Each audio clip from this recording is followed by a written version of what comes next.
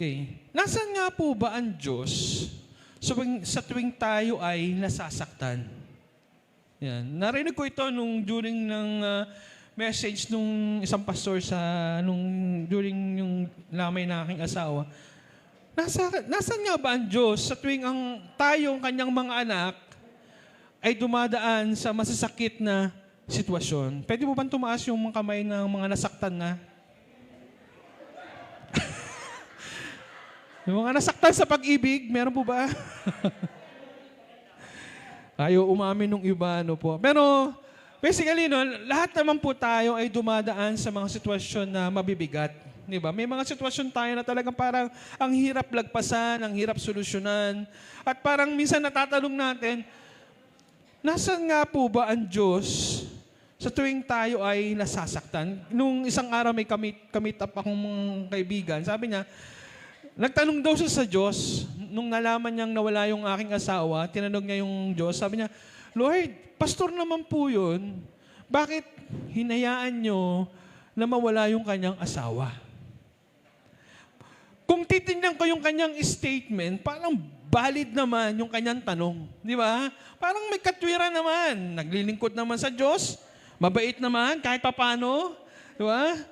Kahit paano naman, medyo may nagawang maayos. Pero, bakit nga ba kinuha? At minsan nga, natatanong natin, yun nga, saan nga ba ang Diyos doon sa mga panahon ng kanyang anak ay nasasaktan? Minsan, pag dumadaan tayo sa gano'ng mga sitwasyon, ang hirap makakita ng magaganda. Lalo na pag iniwanan ng asawa, di ba? Sinaktan ng mahal sa buhay, may sakit sa pamilya, financially, naubos. May mga sitwasyon tayo na ang hirap kakitaan ng magagandang, positibong pananaw. And yun po yung real talk. Talaga pag dumadaan tayo, dun sa mabigat na sitwasyon, parang hindi mo alam kung saan kahuhugot ng lakas. Hindi mo alam kung saan kakukuha ng kapag-asahan kapag sa mga panahon na dumadaan ka sa mga sitwasyon. And yun nga, parang ang hirap humugot ng pag-asa kung ang nakikita mo ay parang hopeless. Minsan, ang hirap din kumuha ng lakas kung ang lakas mo ay ubos na. Di ba? Minsan, naibusan natin ang lahat dito sa sitwasyon na meron tayo. Pero parang tila baga, walang katapusan yung hirap na ating pinagdaraan. Ako nga po, nung dumadaan kami doon sa problema na yan ng aming buhay, para akong siraulo. Naglalakad po ako doon sa lakefront, papunta doon sa drugstore, doon sa nagsasalita akong mag-isa. Kinakausap ko, Lord, kailan pa ito matatapos? Pagod na akong bumili ng gamot sa drugstore. Best friend ko na yung mga... best friend ko na. Kaya pumapasok ako doon sa drugstore na yun. Sir, gabi ka. Yung gabi ka po ay isang uri ng gamot na iniinom na aking asawa na lagi kong binibili doon sa drugstore. Pero nasaan nga po ba ang Diyos doon sa mga panahon na kapag tayo ay ubos na, sagad na. Kasi meron pong isang propeta sa Biblia, na merong ganong sitwasyon. Na hindi niya alam kung siya huhugot ng pag-asa. Hindi niya alam kung siya huhugot ng kalakasan at itong propetang ito ay talagang bigat na sa kanyang pinagdaraanan. Kung may Bible po kayo, samahan niyo ako sa aklat ng Lamentation o Panagoy, chapter 3. Yan po yung ating titignan na kahit ito pa nga character sa Biblia ay hindi exempted sa mga pait sa kadaliman ng buhay. Kahit itong mga lingkod ng Diyos na ito na malalapit sa Panginoon ay dumaan din sa mga sitwasyon ng pagkalito, kabigatan ng damdamin, pag-aalala. At ito nga pong si Jeremiah na may author ng Panagoy, dumaan siya doon sa sitwasyon na mabibigat. Actually, kung kilala niyo po si Jeremiah, siya ay tinawag na the weeping prophet. Walang ginawa itong propetang ito kundi umiyak. Dahil sa bigat ng kanyang pinagdaraanan at hindi niya alam yung kanyang mga solusyon doon sa sitwasyon na meron sila. Kaya siya ay lagi na lang nananaghoy, lagi na lang umiiyak. Kaya yung panaghoy sa translation ng iba is lamentation. It talks about pain, it talks about sorrowness, it talks about yung bigat ng kanyang damdam. Kaya nga sabi niya sa verse 8, siya ay nananambitang sa Panginoon, pero tila baga, sabi niya sa verse 8, hindi naririnig ng Diyos. Nakaranas po ba kayo na parang ang layo-layo ng Diyos doon sa sitwasyon na meron kayo? Nakaranas po ba kayo ng gano'n? Na parang tila ba hindi naririnig ng Diyos ang inyong mga panalangin? O yung mga panalangin nyo parang hindi umaakyat sa langit.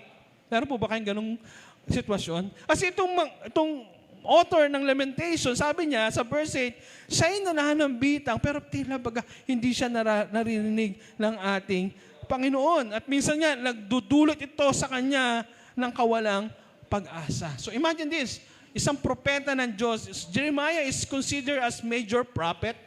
Hindi siya maliit na propeta, kundi isa siyang major prophet na kung saan talagang kung relasyon at relasyon lang sa Diyos, ay merong gano'n siyang katinding relasyon sa Diyos. Pero even itong propetang ito ay nalilito at nawawalan ng pag-asa dahil hindi niya maintindihan yung kanilang pinagdaraanan bilang bansang Israel.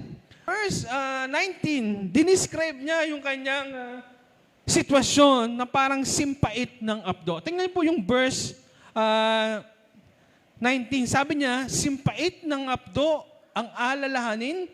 So ganun niyang dinidescribe yung kanyang kalalagayan pag sinabing abdo sa isda po, pag sumabog yung abdo at hindi nyo nilinis na maayos, ano po lasa? Mapait. Halos hindi mo makain, maliban lang sa papaitan, pero konti lang yung nilalagay, di ba? Pero yun nga, basically, pag sinabing abdo, hindi mo halos malunok yung kanyang sitwasyon. Ganon niya dinescribe yung kanyang kalalagayan na simpait ng abdo, yung kanyang alalahanin, na halos hindi mo makain yung bigat na meron siya. At sabi niya, tila baga, hindi siya nakikita ng Diyos. Tila baga, hindi siya nauunawaan ng Diyos, parang hindi siya naririnig. Kaya nga, ganon niya dinescribe.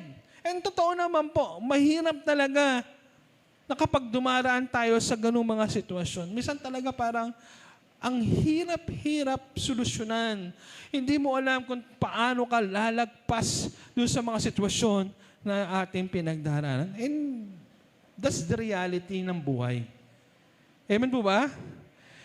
Dadaan talaga tayo sa sitwasyon ng kabigat. And sa akin yung statement na it's okay not to be okay ay tamang pananaw ng isang tao. It's okay not to be okay. Ibig sabihin talaga, bilang tao, darating talaga tayo sa punto na manghihina at hindi okay. Why? Because we have these limitations. May mga sitwasyon tayo na parang hindi na talaga natin kakayanin. Po ba? Minsan, wag tayo lagi magpo-project na, okay ako, malakas ako sa Panginoon. Sometimes talaga, it's okay not to be okay. Mahirap kasi mag-pretend na laging malakas eh. Di ba? Yung parang, malakas ako, pero deep inside, you're not okay. That's the reality of life. Pero ang mali lang, ito po, it's okay not to be okay, pero ang mali, ito po, kapag nanatili ka sa kalungkutan. Ba? Yes, it's okay not to be okay, pero ang mali lang doon, kapag hinayaan mo na kainin ka nung kabigatan na meron ka sa mga oras. Kasi si Jeremiah, although ang sitwasyon niya ay simpait ng abdo, ang sitwasyon niya ay napakabigat, pero hindi doon siya tumigil. Hindi niya hinayaan na kainin siya nung kabigatan na yon hanggang sa mawala siya sa buhay niya. Hindi siya tumigil doon. Yun ang mali nung iba eh. It's okay not to be okay. At doon na lang siya nanatili. Pero especially kung ikay anak ng Diyos, yung it's okay not to be okay, it can translate that sa paghingi mo ng kapag-asahan sa Diyos. Pag-amin nyo na ikay limitado at kailangan mo ang Diyos sa buhay mo.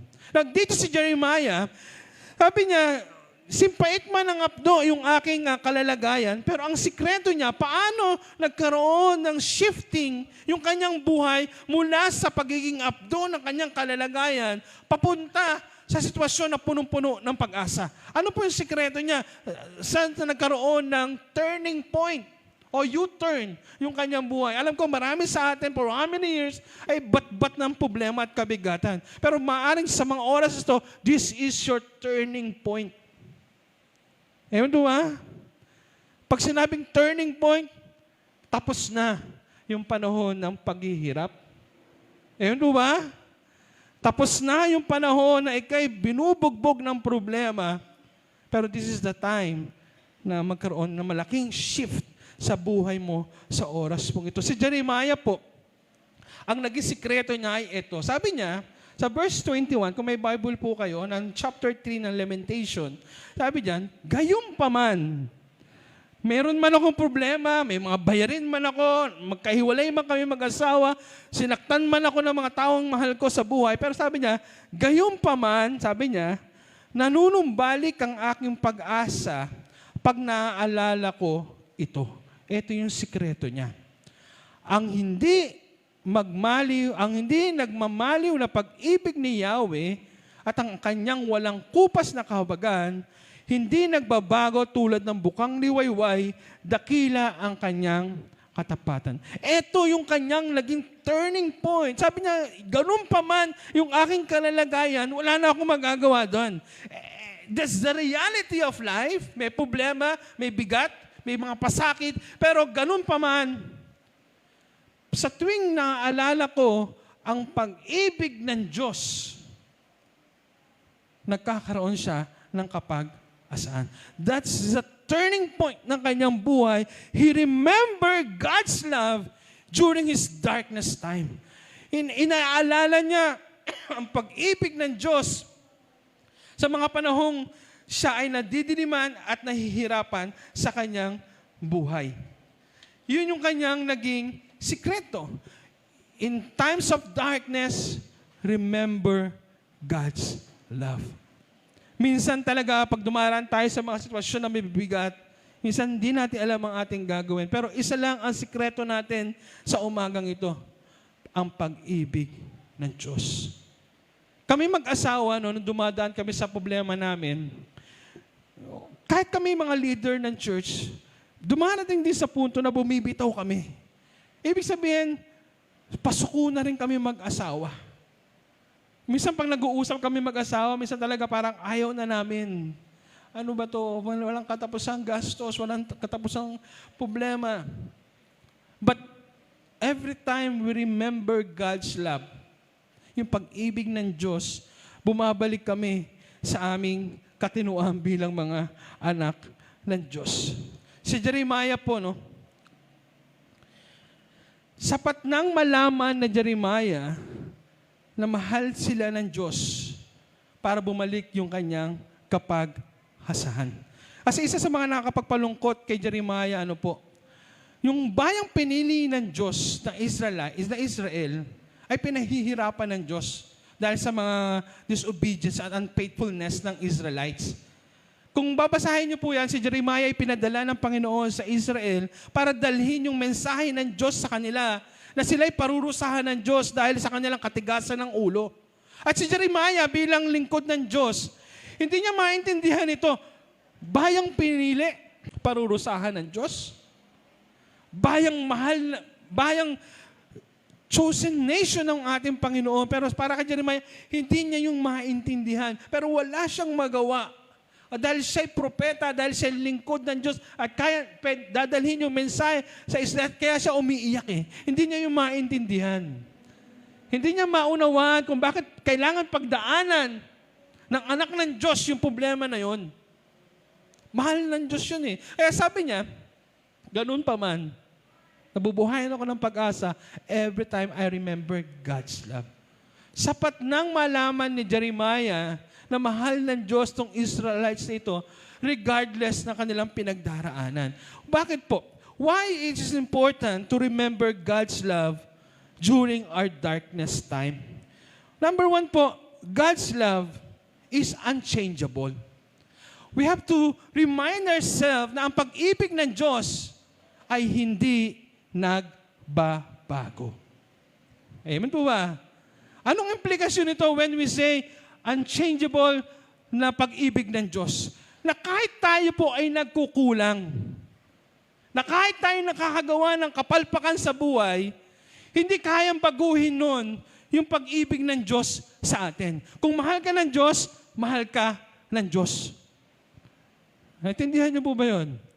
Na kahit napakalaki ng kasalanan na ginagawa ko, because God's love is unchangeable, enough na yon para mabuhayan ako ng pag-asa at iahon yung aking sarili sa kalungkutan. At si Jeremiah, sabi niya, kahit na matigas ang ulo nitong Israelites na ito, alam ko, mahal kami ng Diyos. Na yung pagpaparusa na yon, yung consequence na yon, ay hindi para pahirapan talaga ang bayang Israelites, kundi para turuan dahil sa kanilang unfaithfulness, para sila'y muling ibalik sa ating Panginoon, naintindihan niya na yung pag-ibig ng Diyos ay hindi nagbabago. Na kahit nagkukulang itong bayang Israelites, hindi kayang baguhin nun yung unchangeable God's love sa kanila. Ano pong ibig sabihin nito? Na alam niya na hindi sila pababayaan ng ating Panginoon. Amen po ba? Na hindi tayo iiwanan ng Diyos sa mga panahon na tayo ay nasa gitna ng kahirapan. Ang implikasyon po nito sa atin, God's love is enough. Tapos ang usapan. Na kahit may mabigat tayong problema, alam natin na hindi tayo pababayaan ng Diyos. Bakit po? Dahil sa laki ng pag-ibig ng Diyos sa atin. Unchangeable love of God. Kahit matigas, ang Panginoon talaga, napakalaki ng kanyang pag-ibig sa atin. Hindi siya papayag na hindi mo maranasan itong pag-ibig na ito. Hindi yan kayang baguhin. Kahit matigas yung ulo natin, yung mahal mo pa sa buhay, pwede magbago ang pag-ibig niya sa iyo. Pero ang pag-ibig ng Diyos, hindi yan kayang baguhin ng anumang sitwasyon na meron tayo. Sapat-sapat yung pag-ibig ng Diyos sa atin sa umagang ito para maintindihan natin yung ating kalalagayan sa umagang. Hindi nagbabago. Sabi ko ngayon kami mag-asawa, alam namin na mahal kami ng Diyos at hindi kayang baguhin iyon ng anumang sitwasyon na meron kami. Kaya pag nare-remind kami doon, kami mag-asawa ay natatahimik at nagagawa namin magpatuloy doon sa sitwasyon na meron kami. Anong ibig sabihin nito po? Sapat-sapat yung tulong ng Panginoon, hinahayaan niya na ibuhos niya yung pag-ibig niya sa atin sa tuwing tayo dumaraan sa kabigatan na meron tayo. Now, dahil sa pag-ibig ng Diyos sa atin, ito po ang magiging response dapat natin, na confident tayo na i-entrust natin sa Diyos o ipagkatiwala natin sa Diyos yung kabigatan na meron tayo sa umagang ito. Nasaan ang Diyos sa tuwing tayo nasasaktan? Ibinubuhos niya yung pag-ibig niya sa atin so that we can entrust o ipagkatiwala yung mga imposibleng sitwasyon natin sa pag-ibig ng Diyos. Tingnan po nito. Tingnan niyo po ito.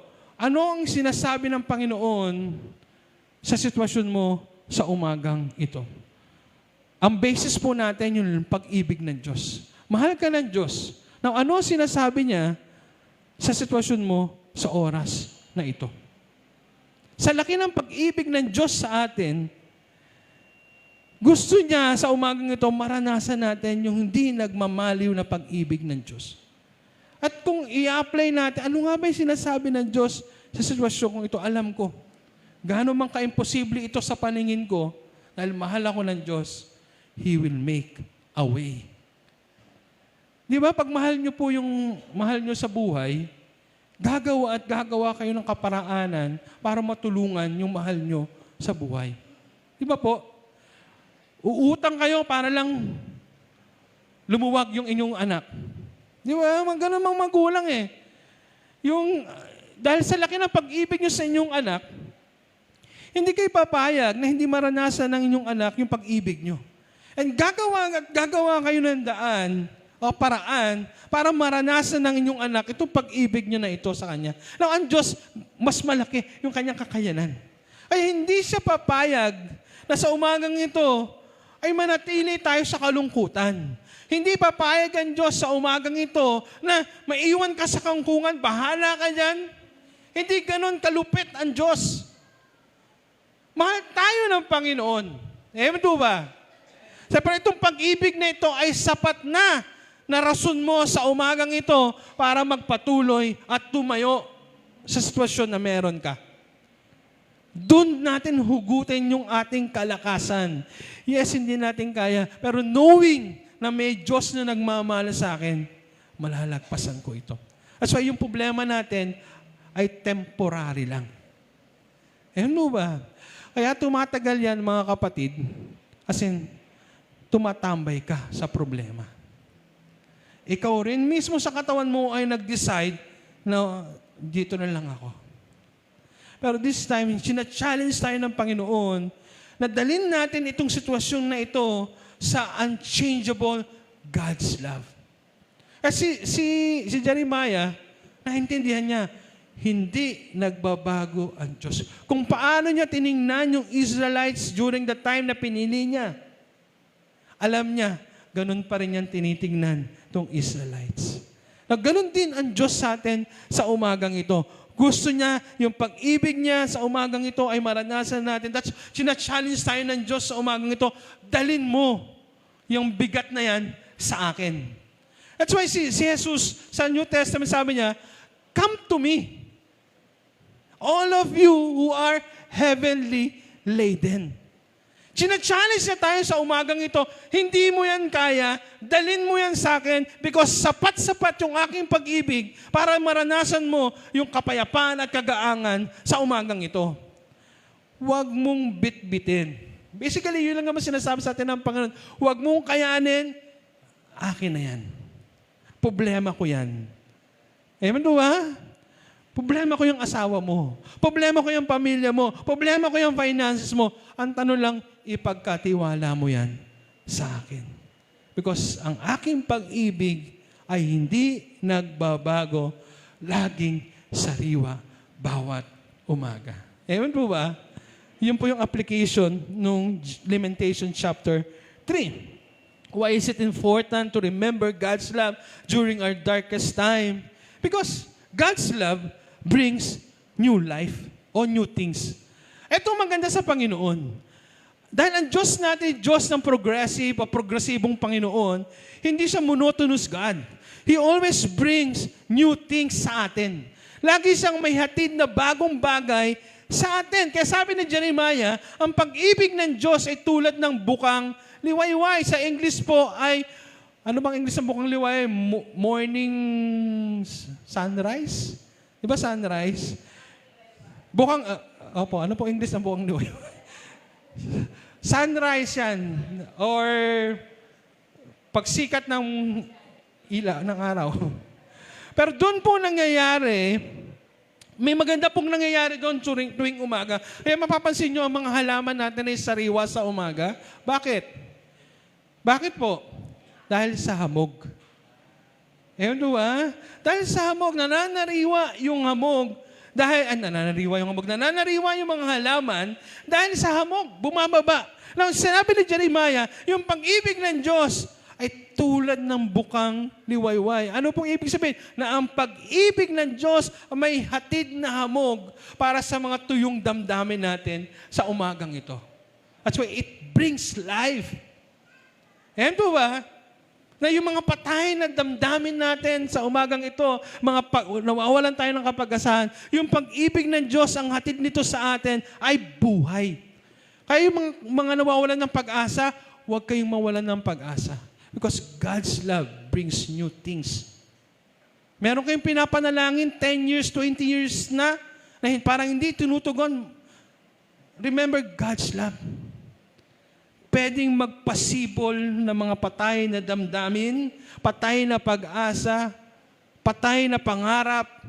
It can bring life. Yun po yung sinasabi ni Jeremiah dito. Sabi niya, na kahit matigas yung ulo nito mga Israelites na ito, Sapat na palambutin ng Diyos yung puso nila dahil sa pag-ibig ng Diyos. Ay naiintindihan niya. Sabi niya, ang pag-ibig ng Diyos ay tulad ng bukang liwayway. In knowing that kind of love, alam niya, yung puso ng mga Israelites, kahit matigas, ay kayang palambutin ng pag-ibig ng Diyos. At kayang magdulot ng mga bagong buhay sa atin sa umagang ito.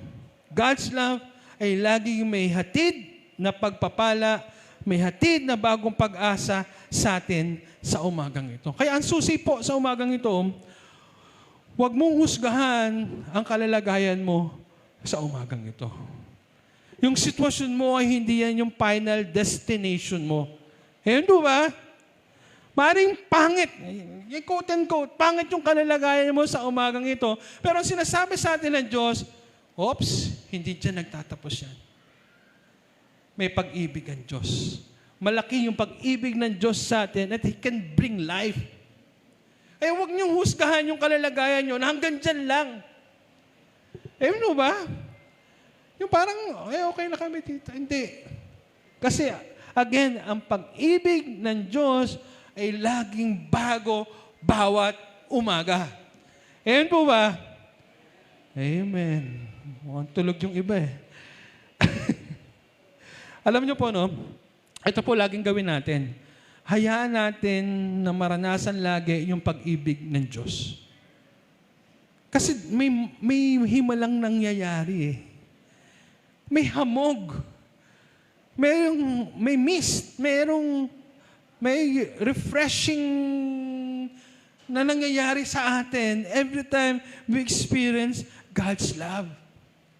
Ako para akong siraulong naglalakad dun sa along the way nung lakefront.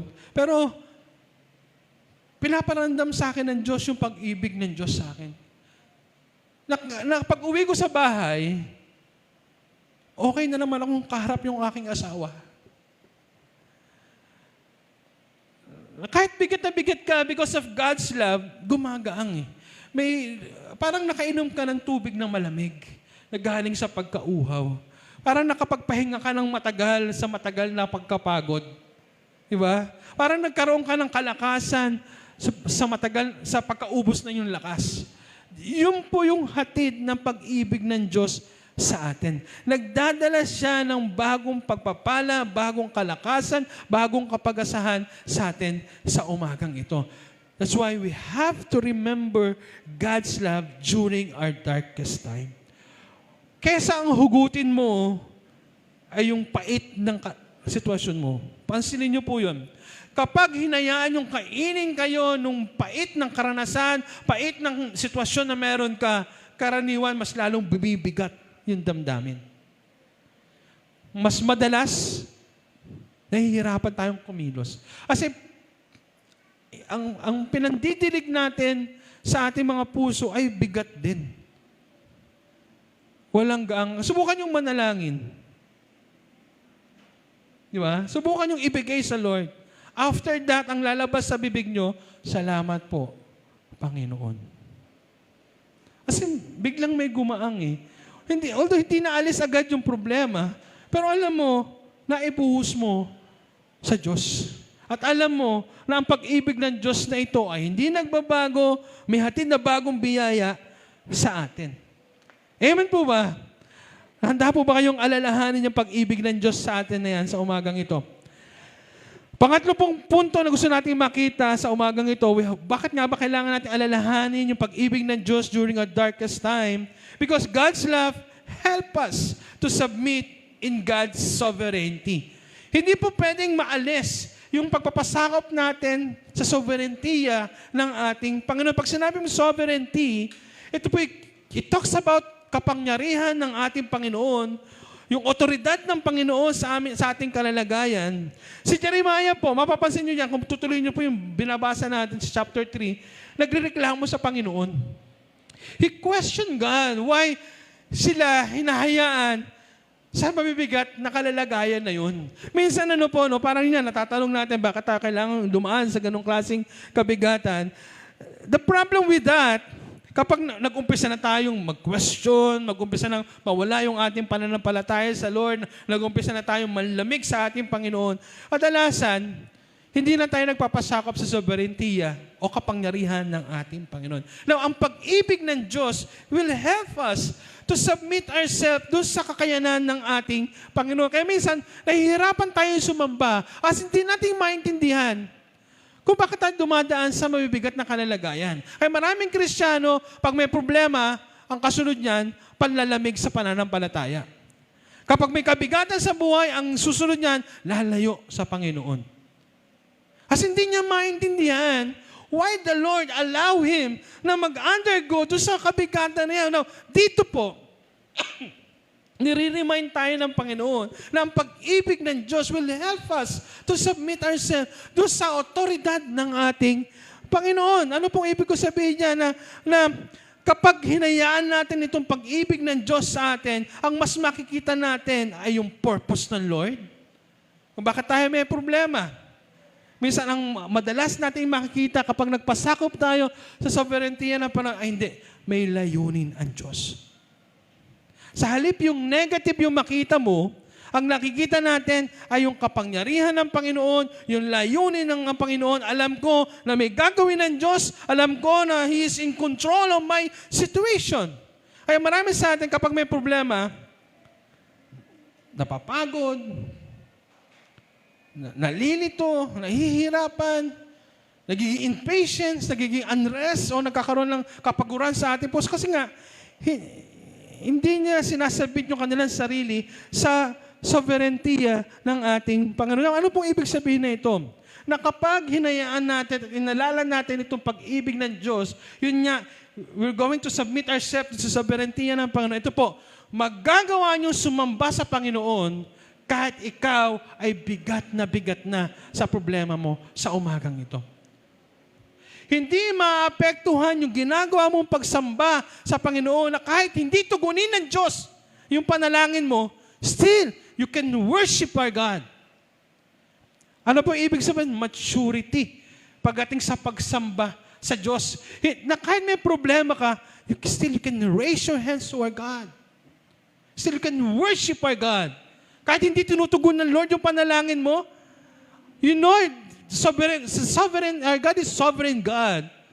Na kahit hindi tugunin ng Diyos yung aking panalangin, hindi yun naapektuhan yung aking pananampalataya at yung aking ginagawang pagsamba. Because I know my God is sovereign God. He is in control. Na kahit hindi niya ibigay itong bagay na ito, kahit hindi tugunin, still I can worship our God. That's why church, itaas natin yung level ng ating pagsamba. Na kahit may problema ngayon, worship our God. Let's submit ourselves to the sovereignty of our God. Alam niyo, hindi natin kakayanin eh. Ang laging itinatatak ng Diyos sa akin personally, hindi ko kaya yung sitwasyon na meron ako. Pero kung magpapakain ako doon, hindi ako makapaglingkod sa Diyos. Because I know my God is sovereign God. Cancer man yung katapat namin na problema, malaking finances man yung aming kalalagayan, I know my God is sovereign. He is in control of my situation. Still, I can worship my God. At the top of my lungs, I can sing. I can worship. I can sing worship. Hallelujah to our God. Because my God is sovereign. Now, ang magpapaunawa lang sa atin dyan ay yung pag-ibig ng Diyos. It will remind us kung gaano makapangyarihan ang ating Panginoon. Subukan niyo po yan. May problema kayo, worship our God. Mapapansin niyo kung paano kikilos ang Lord sa mga imposibleng bagay sa buhay natin. Kami po mag-asawa, sa loob ng 7 taon na pinagdaanan namin itong problemang ito, never kaming nangutang para sa medication ng aking asawa. Para po sa inyong kaalaman, gumagastos ako around 20,000 to 30,000 a month. Ganun pong kalaki yung gastos namin sa loob ng 7 taon. Ang allowance ko sa church ay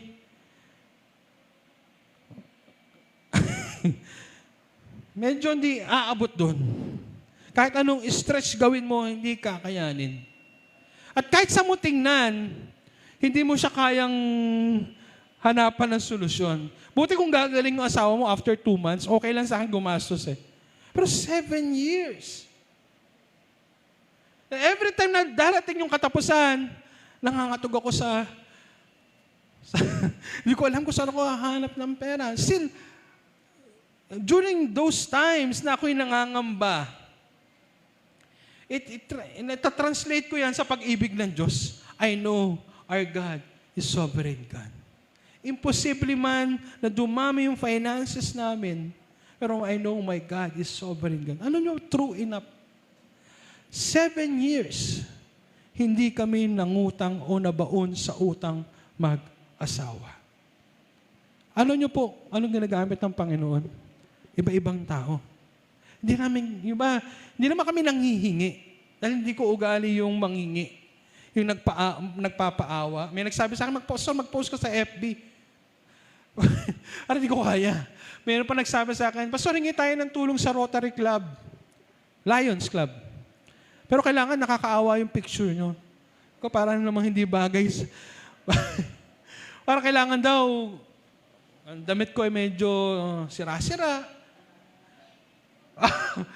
Magpapaawa ka basically sa mga mayayaman tao, pero hindi yung nature ng anak ng Diyos. Ayan, ba? Hindi tayo pa-victim. Di ba? Our God is sovereign God. Yung kabigatan namin na yon, dinadala namin sa Panginoon. Maya-maya may magpapadala. True enough. May nagpapadala. Ano pa yan? Iba-ibang tao. 7 taon yan. Iba-ibang tao. Titigil yung isang group ng kaibigan namin. May panibagong group na gagawin. Papadala yung Diyos. Hindi may another group na may magpapadala. Kung makakausap niyo yung asawa ko, pwede niyo naman kausapin. Sasabihin niya, ni minsan, hindi kami pumalya sa pagpapacheck up sa kanya. Yan ba? Yung panghamba namin, dinadala namin sa sovereignty ng my God is sovereign God. He is in control. Imposible man yan sa paningin namin. I can say this, yung testimonyang ito, kasi pinaranas sa amin yan ng Panginoon. Hindi yan pwedeng agawin ng kaaway sa amin basta-basta. Kahit namatay yung asawa ko, sabi yung iba, 7 taon na paghihirap, hindi. We see God's grace during 7 years.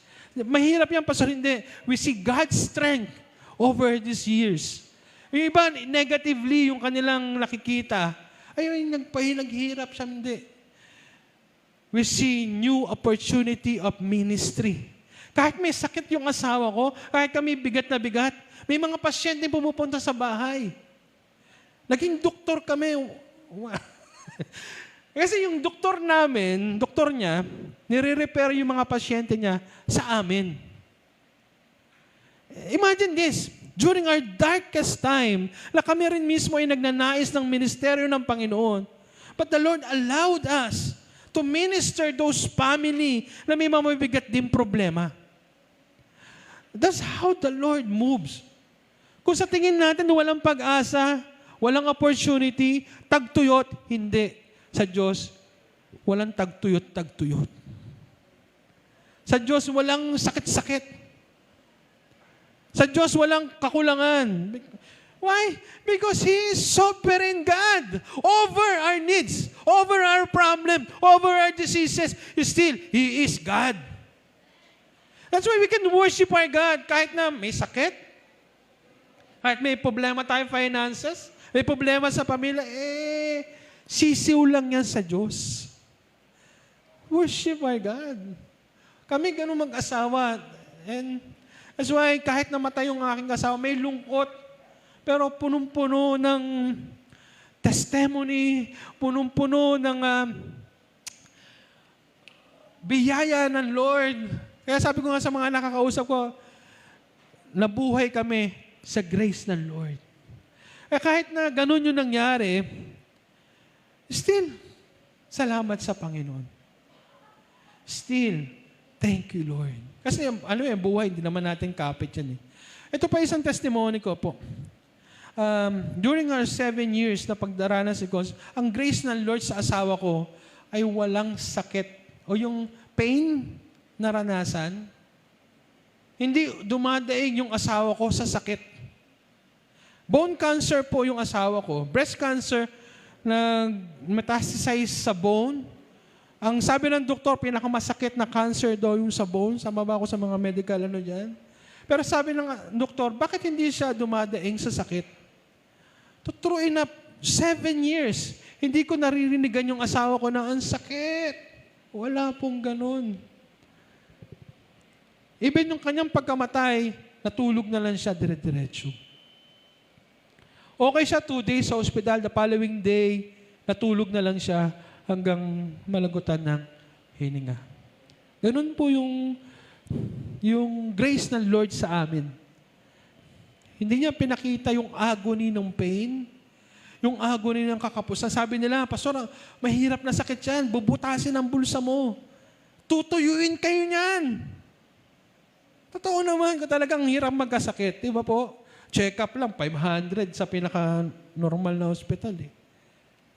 Totoo. Pero hindi pinaranas sa amin ng Panginoon yung ganong klaseng pagkatuyo. Because my God is sovereign God. He is above my needs. He is above our situation. That's why, every time dumadaan kami, still, I remember God's love. That's the challenge sa atin sa umagang ito. Hindi ko man alam yung pinagdaraanan nyo. Hindi ko alam kung gaano kabigat yung sitwasyon nyo na meron kayo. Pero sa umagang ito, wala tayo bang iisipin kundi kung gaano ka kamahal ng Diyos. Yan ba? Pwede nyo po ba sabihin sa katabi nyo, mahal ka ng Diyos? And that statement, sapat na yan sa pangangailangan mo sa umagang ito. Tapos ang usapan. Tayo po lahat ay tumayo sa umagang ito. And we're going to sing goodness of our God. Amen mo ba? Yes, may problema, pero mabuti ang Diyos ko eh. Amen po ba? Yes, may bigat. Yes, may kakulangan, may sakit. Pero mabuti ang aking Diyos. Still, I can worship. Still, I can raise my hand. Still, I can shout to our God because my God is good God and His love never fails. Hindi nagbabago ang pag-ibig ng Diyos sa ating umagang ito. Let's worship our God.